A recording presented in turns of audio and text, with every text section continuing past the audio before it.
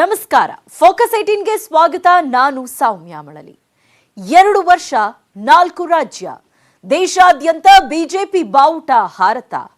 ರಾಷ್ಟ್ರೀಯ ಕಾರ್ಯಕಾರಿಣಿಯಲ್ಲಿ 10 ಅಂಶ 2 ನಿರ್ಧಾರ. ಮುಂದಿನ 30-40 ವರ್ಷಕ್ಕೆ ಬಿಜೆಪಿ ಪ್ಲಾನ್ ರೆಡಿಯಾಗಿದೆಯಾ? ತೆಲಂಗಾಣ ಟಾರ್ಗೆಟ್, ಕೇರಳ ತಮಿಳುನಾಡಿಗೂ ಪ್ಲಾನ್ ರೆಡಿ. ಕರ್ನಾಟಕದ ಮೇಲೆ ಹದ್ದಿನ ಕಣ್ಣು, ಆಂಧ್ರದಲ್ಲೂ ಅಧಿಕಾರಕ್ಕೆ ಪ್ರಯತ್ನ. ಸಕ್ಸಸ್ ಆಗುತ್ತಾ ಬಿಜೆಪಿ ದಕ್ಷಿಣ ದಂಡಯಾತ್ರೆ? ಇದೇ ಹೊತ್ತಿನ ಫೋಕಸ್ 18 ವಿಶೇಷ. 40 ವರ್ಷದ ಮಿಷನ್ ದಕ್ಷಿಣ. 2 ವರ್ಷ 4 ರಾಜ್ಯ, ದೇಶಾದ್ಯಂತ ಬಿಜೆಪಿ ಬಾವುಟ ಹಾರುತ್ತ. ರಾಷ್ಟ್ರೀಯ ಕಾರ್ಯಕಾರಿಣಿಯಲ್ಲಿ 10 ಅಂಶ 2 ನಿರ್ಧಾರ.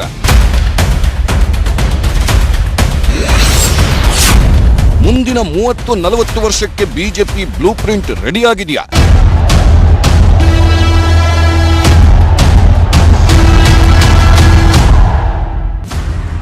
ಹತ್ತು ವರ್ಷಗಳ ಹಿಂದೆ ಬಿಜೆಪಿ ದೇಶದಲ್ಲಿ ಅಧಿಕಾರ ಹಿಡಿಯುತ್ತೆ ಅಂತ ಯಾರೂ ಊಹಿಸಿರಲಿಲ್ಲ.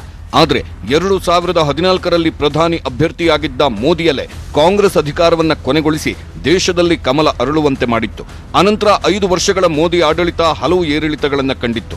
ಆದರೂ ಜನರು ನಂಬಿಕೆ ಕಳೆದುಕೊಳ್ಳಲಿಲ್ಲ. ಪರಿಣಾಮವಾಗಿ 2019ರಲ್ಲಿ ಈ ಹಿಂದಿಗಿಂತಲೂ ಅತಿ ಹೆಚ್ಚು ಬಹುಮತದೊಂದಿಗೆ ಬಿಜೆಪಿ ಅಧಿಕಾರವನ್ನ ಹಿಡಿದಿತ್ತು. ಹೀಗೆ ಕಳೆದ 8 ವರ್ಷಗಳಲ್ಲಿ ಬಿಜೆಪಿ ದೇಶದಲ್ಲಿ 2 ಬಾರಿ ಅಧಿಕಾರವನ್ನ ಪಡೆದುಕೊಂಡಿದ್ದು, ಒಂದೊಂದೇ ರಾಜ್ಯಗಳಲ್ಲಿ ತನ್ನ ಸಾರ್ವಭೌಮತ್ವವನ್ನ ವಿಸ್ತರಿಸಿಕೊಂಡು ಬರ್ತಾ ಇದೆ. ಸದ್ಯ ದೇಶದಲ್ಲಿ ಬಿಜೆಪಿ ಇಲ್ಲದ ರಾಜ್ಯಗಳು ಬೆರಳೆಣಿಕೆಯಷ್ಟು ಮಾತ್ರ. ಈಗ ಅವನ್ನು ತಮ್ಮ ಸುಪರ್ದಿಗೆ ತೆಗೆದುಕೊಳ್ಳಲು ಬಿಜೆಪಿ ಹವಣಿಸುತ್ತಿದೆ.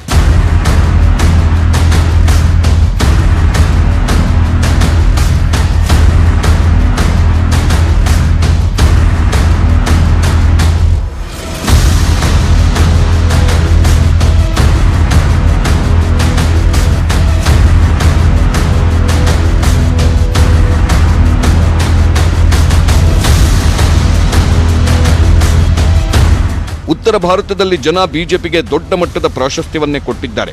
ಗುಜರಾತ್, ಉತ್ತರ ಪ್ರದೇಶ, ಮಧ್ಯಪ್ರದೇಶ, ಗೋವಾ, ಅಸ್ಸಾಂ, ಅರುಣಾಚಲ ಪ್ರದೇಶ, ಹಿಮಾಚಲ ಪ್ರದೇಶ, ಮಹಾರಾಷ್ಟ್ರ ಹೀಗೆ ಎಲ್ಲ ರಾಜ್ಯಗಳನ್ನು ಬಿಜೆಪಿ ತನ್ನ ತೆಕ್ಕೆಗೆ ತೆಗೆದುಕೊಂಡಿದೆ. ಉಳಿದಿರುವ ರಾಜಸ್ಥಾನ, ಪಶ್ಚಿಮ ಬಂಗಾಳ, ಪಂಜಾಬ್, ದೆಹಲಿ ಸೇರಿದಂತೆ ಇನ್ನೂ ಕೆಲವು ರಾಜ್ಯಗಳಲ್ಲಿ ಅಧಿಕಾರದ ಚುಕ್ಕಾಣಿ ಹಿಡಿಯಲು ಪ್ರಯತ್ನಿಸುತ್ತಿದೆ. ಅದು ಕಷ್ಟವೂ ಅಲ್ಲ, ಯಾಕಂದ್ರೆ ಅಲ್ಲೆಲ್ಲ ಜನ ಬಿಜೆಪಿ ಬಗ್ಗೆ ಒಲವು ಹೊಂದಿದ್ದಾರೆ. ಆದರೆ ದಕ್ಷಿಣ ರಾಜ್ಯಗಳು ಮಾತ್ರ ಬಿಜೆಪಿ ಪಾಲಿಗೆ ಕಬ್ಬಿಣದ ಕಡಲೆಯಾಗಿದೆ. ದಕ್ಷಿಣ ಭಾರತದಲ್ಲಿ ಕರ್ನಾಟಕ ಹೊರತುಪಡಿಸಿ ಉಳಿದ ರಾಜ್ಯಗಳಲ್ಲಿ ಬಿಜೆಪಿ ಮ್ಯಾಜಿಕ್ ನಡೀತಾ ಇಲ್ಲ. ಆದರೆ ದಕ್ಷಿಣದಲ್ಲಿ ತಮ್ಮ ಅಧಿಕಾರವನ್ನು ವಿಸ್ತರಿಸಬೇಕು ಅಂತ ಬಿಜೆಪಿ ಪ್ರಯತ್ನಗಳನ್ನ ಮಾಡ್ತಾನೇ ಇದೆ.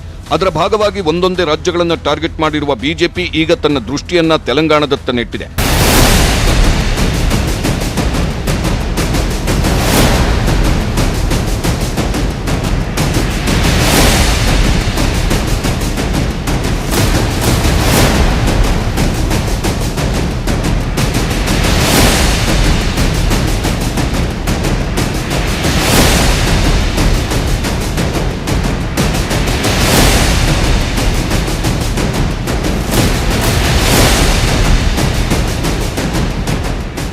ಆಂಧ್ರ, ತೆಲಂಗಾಣ, ಕೇರಳ, ತಮಿಳುನಾಡು ಈ ರಾಜ್ಯಗಳು ಪ್ರಾದೇಶಿಕ ಪಕ್ಷಗಳ ಪ್ರಾಬಲ್ಯವನ್ನು ಹೊಂದಿವೆ.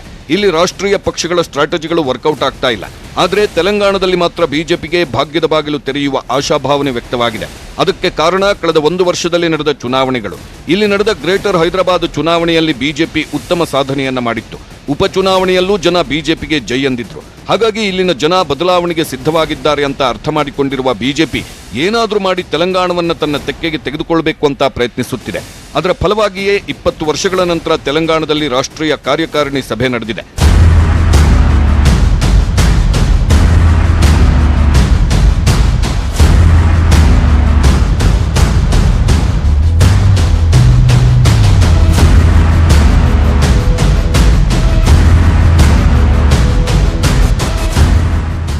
ಕಳೆದ 1 ವಾರದಿಂದ ತೆಲಂಗಾಣದಲ್ಲಿ ಹಬ್ಬದ ವಾತಾವರಣ ನಿರ್ಮಾಣವಾಗಿದೆ. ಎತ್ತ ನೋಡಿದ್ರೂ ಕೇಸರಿ ಧ್ವಜಗಳು, ಬಿಜೆಪಿ ಬಾವುಟಗಳು ಕಾಣಿಸುತ್ತಿವೆ. ಇನ್ನು ಮೋದಿ ಆಗಮನಕ್ಕೂ ಮುನ್ನವೇ ತೆಲಂಗಾಣಕ್ಕೆ ಭೇಟಿ ನೀಡಿದ್ದ ಬಿಜೆಪಿ ಘಟಾನುಘಟಿ ನಾಯಕರು ಹೈದರಾಬಾದ್ನಲ್ಲಿ ರೋಡ್ ಶೋ ಮತ್ತು ಸಭೆಗಳನ್ನು ನಡೆಸಿ ಭಾಗ್ಯನಗರಿಯನ್ನ ರಂಗೇರಿಸಿದ್ರು. ವಿವಿಧ ರಾಜ್ಯಗಳ ಬಿಜೆಪಿ ನಾಯಕರು, ಸಿಎಂಗಳು ಹೈದರಾಬಾದ್ನಲ್ಲಿ ಬೀಡು ಬಿಟ್ಟು ಪ್ರಧಾನಿಗಾಗಿ ಕಾದು ಕುಳಿತಿದ್ರು. ಭಾನುವಾರ ಭಾಗ್ಯನಗರಕ್ಕೆ ಎಂಟ್ರಿ ಕೊಟ್ಟ ಪ್ರಧಾನಿ ಮೋದಿ ಸಭೆ ನಡೆಸಿ ಜನರನ್ನ ಉದ್ದೇಶಿಸಿ ಮಾತನಾಡಿದ್ರು. ಮೋದಿಯನ್ನ ಕಂಡು ಸಾಕಷ್ಟು ಜೋಶ್ ಪಡೆದುಕೊಂಡ ಜನ ಜೈಕಾರಗಳನ್ನು ಮೊಳಗಿಸಿದ್ರು. ಈ ಭೇಟಿಯಲ್ಲೇ ಹಲವು ಕೆಲಸಗಳನ್ನು ಮುಗಿಸಿದ ಮೋದಿ 2ನೇ ದಿನ ಆಂಧ್ರ ಪ್ರದೇಶಕ್ಕೂ ಭೇಟಿ ಕೊಟ್ಟು ಹಲವು ಕಾರ್ಯಕ್ರಮಗಳನ್ನು ನೆರವೇರಿಸಿದ್ದಾರೆ. ಹೀಗೆ ತೆಲಂಗಾಣದಲ್ಲಿ ಪಕ್ಷವನ್ನ ಅಧಿಕಾರಕ್ಕೆ ತರಲು ಮೋದಿ ಮತ್ತು ಬಿಜೆಪಿ ನಾಯಕರು ಶ್ರಮಿಸುತ್ತಿದ್ದಾರೆ.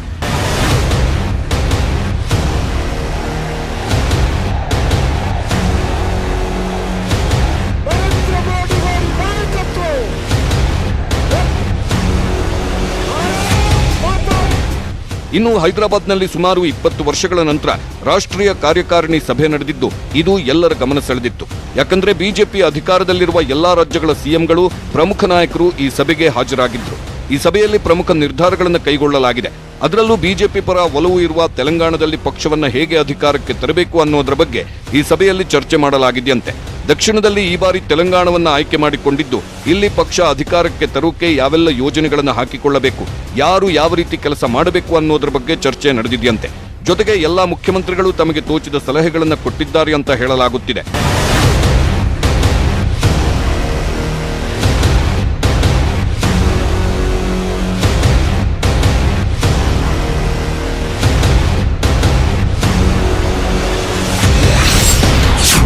ಬಿಜೆಪಿ ರಾಷ್ಟ್ರೀಯ ಕಾರ್ಯಕಾರಿಣಿಯಲ್ಲಿ ನಡೆದಿದ್ದೇನು? ಕಾರ್ಯಕಾರಿಣಿಗೆ ಮೋದಿ ಕೊಟ್ಟ ಸಲಹೆಗಳೇನು ಗೊತ್ತಾ? ಮಿಷನ್ ದಕ್ಷಿಣ್ ಗುರಿಯೊಂದಿಗೆ ಅಖಾಡಕ್ಕೆ ಇಳಿದಿರುವ ಬಿಜೆಪಿ ವರಿಷ್ಠರು ಇನ್ನೂ 10 ವರ್ಷಗಳಲ್ಲಿ ದಕ್ಷಿಣ ಭಾರತದಲ್ಲಿ ಸಂಪೂರ್ಣವಾಗಿ ಕಮಲವನ್ನ ಅರಳಿಸುತ್ತಾರಂತೆ. ಈಗಾಗಲೇ ಎಲ್ಲ ರಾಜ್ಯಗಳಲ್ಲೂ ಪಕ್ಷವನ್ನ ಬಲಪಡಿಸುವ ಕೆಲಸ ನಡೆಯುತ್ತಿದೆ. ಅದರಲ್ಲೂ ದಕ್ಷಿಣದ ರಾಜ್ಯಗಳ ಬಗ್ಗೆ ಸ್ವಲ್ಪ ಹೆಚ್ಚೇ ಫೋಕಸ್ ಮಾಡಲಾಗುತ್ತಿದೆ. ಯಾಕಂದ್ರೆ ದಕ್ಷಿಣದಲ್ಲಿ ಅಧಿಕಾರ ಹಿಡಿದುಕೊಂಡರೆ ದೇಶದಲ್ಲಿ ಅಧಿಕಾರದ ಚುಕ್ಕಾಣಿ ಹಿಡಿಯೋದು ಅತ್ಯಂತ ಸುಲಭ. ಆ ನಂತರ ದೇಶದಲ್ಲಿ ಬಿಜೆಪಿ ಸರ್ಕಾರವನ್ನು ತೆಗೆಯಲು ಯಾರಿಂದಲೂ ಸಾಧ್ಯವಾಗಲ್ಲ. ಅದಕ್ಕಾಗಿ ಈಗ ಮೋದಿ ದಕ್ಷಿಣದ ದಂಡಯಾತ್ರೆ ಕೈಗೊಂಡಿದ್ದಾರೆ ಅಂತ ಹೇಳಲಾಗುತ್ತಿದೆ. ಈಗಾಗಲೇ ದಕ್ಷಿಣ ಭಾರತದ ಕರ್ನಾಟಕದಲ್ಲಿ ಬಿಜೆಪಿ ಅಧಿಕಾರವನ್ನ ಹಿಡಿದಿದೆ. ಲೋಕಸಭೆ ಚುನಾವಣೆಯಲ್ಲೂ ಕರ್ನಾಟಕದಿಂದ ಬಿಜೆಪಿಗೆ ಭರ್ಜರಿ ಸೀಟು ಸಿಕ್ಕಿದೆ. ಇದೇ ರೀತಿ ತೆಲಂಗಾಣ, ಆಂಧ್ರದಲ್ಲೂ ತನ್ನ ಆಧಿಪತ್ಯ ಸಾಧಿಸಬೇಕು ಅನ್ನೋದು ಬಿಜೆಪಿ ಗುರಿಯಾಗಿದೆ.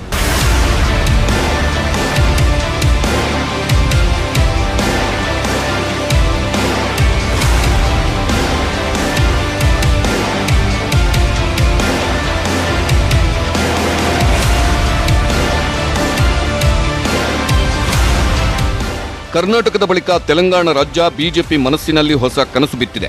ಯಾಕಂದ್ರೆ ಕಳೆದ ವರ್ಷ ನಡೆದ ಗ್ರೇಟರ್ ಹೈದರಾಬಾದ್ ಮುನ್ಸಿಪಲ್ ಚುನಾವಣೆ ಸಿಎಂ ಕೆಸಿಆರ್ಗೆ ನಿದ್ದೆ ಇಲ್ಲದಂತೆ ಮಾಡಿತ್ತು. ಈಗ ಇಲ್ಲಿ ಮುಂದಿನ ವರ್ಷ ವಿಧಾನಸಭೆ ಚುನಾವಣೆ ಎದುರಾಗಿದ್ದು, ಪಾಲಿಕೆ ಚುನಾವಣೆಯ ಫಲಿತಾಂಶವನ್ನ ರಿಪೀಟ್ ಮಾಡಲು ಬಿಜೆಪಿ ಶ್ರಮ ಪಡುತ್ತಿದೆ. ಇದಕ್ಕಾಗಿ ಬಿಜೆಪಿ ಹಲವು ದಿನಗಳಿಂದ ರಣತಂತ್ರವನ್ನು ರೂಪಿಸಿದೆ. ಇದರ ಭಾಗವಾಗಿ ಹೈದರಾಬಾದ್ನಲ್ಲಿ ರಾಷ್ಟ್ರೀಯ ಕಾರ್ಯಕಾರಿಣಿ ಮಾಡಿ ಇಡೀ ತೆಲಂಗಾಣ ತಮ್ಮತ್ತ ತಿರುಗಿ ನೋಡುವಂತೆ ಮಾಡಿದೆ.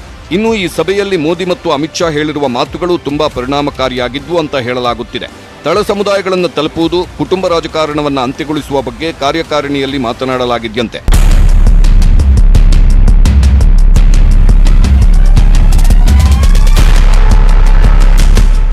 ಮುಂದಿನ 30ರಿಂದ 40 ವರ್ಷಗಳು ಬಿಜೆಪಿಯ ಯುಗವಾಗಿರುತ್ತೆ ಅಂತ ಅಮಿತ್ ಶಾ ವಿಶ್ವಾಸ ವ್ಯಕ್ತಪಡಿಸಿದ್ದಾರೆ.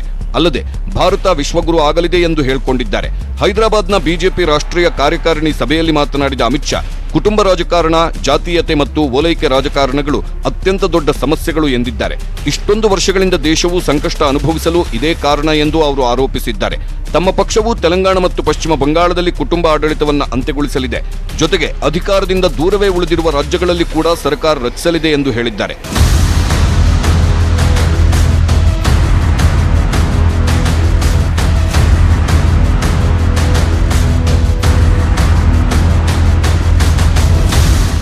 ಪ್ರಧಾನಿ ಮೋದಿ ಸಹ ತೆಲಂಗಾಣದಲ್ಲಿ ಪಕ್ಷ ಬಲವರ್ಧನೆಗೆ ಆಸಕ್ತಿ ವಹಿಸಿದ್ದು, ಕಳೆದ 2 ತಿಂಗಳಲ್ಲೇ 2 ಬಾರಿ ತೆಲಂಗಾಣಕ್ಕೆ ಭೇಟಿ ಕೊಟ್ಟಿದ್ದಾರೆ. ಸದ್ಯ ಹೈದರಾಬಾದ್ ಕಾರ್ಯಕಾರಿಣಿಗೂ ಭೇಟಿ ಕೊಟ್ಟಿದ್ದ ಪ್ರಧಾನಿ ವಿರೋಧ ಪಕ್ಷಗಳು ಅನುಸರಿಸುತ್ತಿರುವ ವಂಶಾಡಳಿತ, ಕುಟುಂಬ ರಾಜಕಾರಣ, ಜಾತಿ ರಾಜಕಾರಣವನ್ನ ನಿರ್ಮೂಲನೆ ಮಾಡಲು ಶ್ರಮಿಸಬೇಕು ಅಂತ ಕರೆ ಕೊಟ್ಟಿದ್ದಾರೆ. ಹಿಂದೂಗಳು ಮಾತ್ರವಲ್ಲದೆ ವಂಚಿತ ದೀನದಲಿತ ಸಮುದಾಯಗಳನ್ನು ತಲುಪುವಂತೆ ಪಕ್ಷವನ್ನ ಕೇಳಿಕೊಂಡಿದ್ದಾರೆ. ಹಿಂದೂಗಳು ಮಾತ್ರವಲ್ಲದೆ ಇತರೆ ಸಮುದಾಯಗಳಲ್ಲೂ ದೀನದಲಿತರು ಇದ್ದಾರೆ. ನಾವು ಕೇವಲ ಹಿಂದೂಗಳಿಗೆ ಮಾತ್ರ ಸೀಮಿತವಾಗಬಾರದು, ಎಲ್ಲ ವಂಚಿತ ಸಮುದಾಯಗಳಿಗಾಗಿ ಕೆಲಸ ಮಾಡಬೇಕು. ಆಗ ಮಾತ್ರ ನಾವು ಜನರನ್ನ ತಲುಪಲು ಸಾಧ್ಯ ಅಂತ ನರೇಂದ್ರ ಮೋದಿ ಹೇಳಿದ್ದಾರಂತೆ.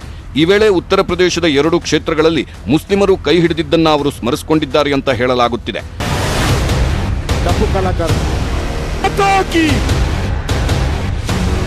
मोदी की बंद। ಇನ್ನು ಹೈದರಾಬಾದ್ನಲ್ಲಿ ಪ್ರಧಾನಿ ನರೇಂದ್ರ ಮೋದಿ ಜನರನ್ನ ಉದ್ದೇಶಿಸಿ ಆಡಿದ ಮಾತುಗಳು ಎಲ್ಲರ ಗಮನ ಸೆಳೆದಿತ್ತು. ಕಳೆದ 8 ವರ್ಷಗಳಲ್ಲಿ ನಾವು ಎಲ್ಲಾ ರೀತಿಯ ಅಭಿವೃದ್ಧಿ ಮಾಡಿದ್ದೇವೆ. ಎಷ್ಟೋ ವರ್ಷಗಳಿಂದ ಅವಕಾಶ ವಂಚಿತರಾಗಿದ್ದವರನ್ನು ಗುರುತಿಸಿ ಅವರನ್ನೂ ಸಹ ವಿಕಾಸದಲ್ಲಿ ಭಾಗಿಯಾಗಿ ಮಾಡಿದ್ದೇವೆ. ದೀನದಲಿತ ವಂಚಿತರು ಬಿಜೆಪಿ ಸರ್ಕಾರವನ್ನ ಬಯಸುವಂತಹ ಪರಿಸ್ಥಿತಿಯನ್ನ ನಿರ್ಮಾಣ ಮಾಡಿದ್ದೇವೆ. ಡಬಲ್ ಇಂಜಿನ್ ಸರ್ಕಾರ ಇರುವ ರಾಜ್ಯಗಳಲ್ಲಿ ಸಾಕಷ್ಟು ಅಭಿವೃದ್ಧಿ ಮಾಡಲಾಗಿದ್ದು ಈಗ ಎಲ್ಲಾ ರಾಜ್ಯಗಳು ಡಬಲ್ ಇಂಜಿನ್ ಸರ್ಕಾರವನ್ನ ಬಯಸುವಂತೆ ಆಗಿದೆ ಅಂತ ನರೇಂದ್ರ ಮೋದಿ ಹೇಳಿದ್ದಾರೆ. बीते 8 वर्षों में हमने हर भारतीय के जीवन में सकारात्मक परिवर्तन लाने का प्रयास किया है। देशवासियों का जीवन कैसे आसान हो, विकास का लाभ कैसे हर व्यक्ति हर क्षेत्र तक पहुंचे, इसके लिए हमने निरंतर काम किया है। दशकों तक जो वंचित रहे, शोषित रहे, उनको भी राष्ट्रीय योजनाओं के माध्यम से हमने विकास में भागीदार बनाया है। ಇನ್ನು ಕಾರ್ಯಕಾರಿಣಿ ಸಭೆಯಲ್ಲಿ ಭಾಗವಹಿಸಿದ್ದ ಬಿಜೆಪಿ ರಾಷ್ಟ್ರೀಯ ಪ್ರಧಾನ ಕಾರ್ಯದರ್ಶಿ ಸಿಟಿ ರವಿ ಮಾತನಾಡಿದ್ದು, ತಮಿಳುನಾಡು, ಆಂಧ್ರಪ್ರದೇಶ, ತೆಲಂಗಾಣ ಸೇರಿದಂತೆ ದಕ್ಷಿಣ ಭಾರತದಲ್ಲಿ ಮಿಷನ್ ದಕ್ಷಿಣ ಮೂಲಕ ಬಿಜೆಪಿ ಬಲವರ್ಧನೆಗೆ ಕ್ರಮ ಕೈಗೊಳ್ಳಲಾಗುವುದು ಎಂದು ಬಿಜೆಪಿ ರಾಷ್ಟ್ರೀಯ ಪ್ರಧಾನ ಕಾರ್ಯದರ್ಶಿ ಸಿಟಿ ರವಿ ತಿಳಿಸಿದ್ದಾರೆ. ದಕ್ಷಿಣ ಭಾರತದಲ್ಲಿ ಬಿಜೆಪಿ ಪಕ್ಷದ ಬಲವರ್ಧನೆಗೆ ಮಿಷನ್ ದಕ್ಷಿಣ ಕಾರ್ಯತಂತ್ರವನ್ನ ಪ್ರಯೋಗ ಮಾಡಲಾಗುತ್ತದೆ. ಹೈದರಾಬಾದ್ನಲ್ಲಿ ಬಿಜೆಪಿ ರಾಷ್ಟ್ರೀಯ ಕಾರ್ಯಕಾರಿಣಿ ಸಭೆ 20 ವರ್ಷಗಳ ನಂತರ ನಡೆದಿದೆ. 2 ದಿನಗಳ ಕಾಲ ಸುದೀರ್ಘ ಚರ್ಚೆ ಆಗಿದೆ. ಪ್ರಧಾನಿ ನರೇಂದ್ರ ಮೋದಿ 2 ದಿನ ಸಭೆಯಲ್ಲಿ ಭಾಗಿಯಾಗಿ ಮಾರ್ಗದರ್ಶನ ಮಾಡಿದ್ದಾರೆ ಎಂದು ತಿಳಿಸಿದ್ರು. ದಕ್ಷಿಣದ ರಾಜ್ಯಗಳಲ್ಲಿ ಬಿಜೆಪಿ ಬೆಳವಣಿಗೆಗೆ ಸಕಾರಾತ್ಮಕ ವಾತಾವರಣ ಇದೆ. ಕರ್ನಾಟಕದ ನಂತರ ತೆಲಂಗಾಣದಲ್ಲಿ ಬಿಜೆಪಿ ಅಧಿಕಾರಕ್ಕೆ ಬರುತ್ತದೆ ಎಂಬುದು ಉಪಚುನಾವಣೆಯಲ್ಲಿ ಸ್ಪಷ್ಟವಾಗಿದೆ. ಕರ್ನಾಟಕದ ಜೊತೆಗೆ ತೆಲಂಗಾಣ ಕೂಡ ಬಿಜೆಪಿ ಮಡಿಲಿಗೆ ಬೀಳುವುದು ಸ್ಪಷ್ಟ ಎಂದು ವಿಶ್ವಾಸ ವ್ಯಕ್ತಪಡಿಸಿದ್ದಾರೆ. ದಕ್ಷಿಣದ ರಾಜ್ಯಗಳಲ್ಲಿ ಭಾರತೀಯ ಜನತಾ ಪಾರ್ಟಿಯ ಬೆಳವಣಿಗೆ ಸಕಾರಾತ್ಮಕವಾಗಿರ್ತಕ್ಕಂಥ ವಾತಾವರಣ ನಿರ್ಮಾಣ ಆಗಿರ್ತಕ್ಕಂಥದ್ದು. ಕರ್ನಾಟಕದ ನಂತರ ತೆಲಂಗಾಣದಲ್ಲಿ ಭಾರತೀಯ ಜನತಾ ಪಾರ್ಟಿ ಅಧಿಕಾರಕ್ಕೆ ಬರೋದು ನಿಶ್ಚಳ ಅಂತಕ್ಕಂಥ ವಾತಾವರಣ ಇತ್ತೀಚೆಗೆ ನಡೆದ ವಿವಿಧ ಉಪಚುನಾವಣೆಗಳಲ್ಲಿ ಅದು ವ್ಯಕ್ತ ಆಗಿದೆ. ನಿನ್ನೆ ಪಕ್ಷ ಆಯೋಜಿಸಿದ ಸಾರ್ವಜನಿಕ ಸಭೆಯಲ್ಲೂ ಕೂಡ ಬಹುದೊಡ್ಡ ಪ್ರಮಾಣದಲ್ಲಿ ಯುವಕರು ಒಳಗೊಂಡಂತೆ, ಮಹಿಳೆಯರನ್ನು ಒಳಗೊಂಡಂತೆ, ದಲಿತ ಆದಿವಾಸಿ ಜನರನ್ನು ಒಳಗೊಂಡಂತೆ ದೊಡ್ಡ ಪ್ರಮಾಣದಲ್ಲಿ ಜನ ಸ್ವಯಂ ಪ್ರೇರಿತವಾಗಿ ರ್ಯಾಲಿಯಲ್ಲಿ ಭಾಗವಹಿಸಿದ್ದು ಒಂದು ಸ್ಪಷ್ಟ ಸಂದೇಶವನ್ನು ಕೊಟ್ಟಿದೆ. ಕರ್ನಾಟಕದ ಜೊತೆಗೆ ತೆಲಂಗಾಣವೂ ಕೂಡ ಬಿಜೆಪಿಯ ಮಡಿಲಿಗೆ ಬೀಳೋದು ಸ್ಪಷ್ಟ ಅನ್ನುವಂಥದ್ದು ಆ ಸಭೆಯಲ್ಲಿ ವ್ಯಕ್ತ ಆಗಿರ್ತಕ್ಕಂಥ ಜನರ ಭಾವನೆಗಳಿಂದ ನಾವು ಗುರುತಿಸಬಹುದು. ಸರ್ಕಾರದ ಯೋಜನೆಗಳನ್ನ ಜನರ ಮನಸ್ಸಿಗೆ ಮುಟ್ಟಿಸುವ ಸಂಕಲ್ಪದ ಬಗ್ಗೆ ಕಾರ್ಯಕಾರಿಣಿ ಸಭೆಯಲ್ಲಿ ಚರ್ಚೆ ಮಾಡಲಾಗಿದೆ. ಈಶಾನ್ಯದಲ್ಲಿ ಪಕ್ಷ ಅಧಿಕಾರ ಹಿಡಿದಿದೆ. ಅವರನ್ನ ರಾಯಭಾರಿಗಳಾಗಿ ಬಳಸಿಕೊಂಡು ತಮ್ಮಿಂದ ದೂರ ಇರುವ ವರ್ಗವನ್ನ ತಲುಪುವ ಸಲಹೆ ವ್ಯಕ್ತವಾಗಿದ್ದಂತೆ ಪ್ರಧಾನಿ ನರೇಂದ್ರ ಮೋದಿ, ಅಮಿತ್ ಶಾ, ರಾಜನಾಥ್ ಸೇರಿದಂತೆ ಎಲ್ಲರೂ ಸಹ ತಮ್ಮ ತಮ್ಮ ಸಲಹೆಗಳನ್ನು ಕೊಟ್ಟಿದ್ದು ಎಲ್ಲಾ ರಾಜ್ಯಗಳ ಸಿಎಂಗಳ ಬಳಿಯೂ ಅಭಿಪ್ರಾಯವನ್ನ ಕೇಳಲಾಗಿದೆ. ಒಟ್ಟಾರೆ ಈ ಬಾರಿ ತೆಲಂಗಾಣದಲ್ಲಿ ಅಧಿಕಾರವನ್ನು ದಕ್ಕಿಸಿಕೊಂಡು ಆಂಧ್ರ, ತಮಿಳುನಾಡು, ಕೇರಳದಲ್ಲೂ ದೊಡ್ಡ ಮಟ್ಟದಲ್ಲಿ ಮುದ್ರೆ ಒತ್ತಬೇಕು ಅಂತ ಬಿಜೆಪಿ ತೀರ್ಮಾನಿಸಿದೆಯಂತೆ. ಸದ್ಯ 2 ದಿನಗಳ ಪ್ರವಾಸದಲ್ಲಿ ನರೇಂದ್ರ ಮೋದಿ ಹಲವು ಮುಖಂಡರನ್ನ ಭೇಟಿಯಾಗಿದ್ದು ಆಂಧ್ರ, ತೆಲಂಗಾಣದಲ್ಲಿ ಹಲವು ಯೋಜನೆಗಳಿಗೆ ಶ್ರೀಕಾರ ಮಾಡಿದ್ದಾರೆ.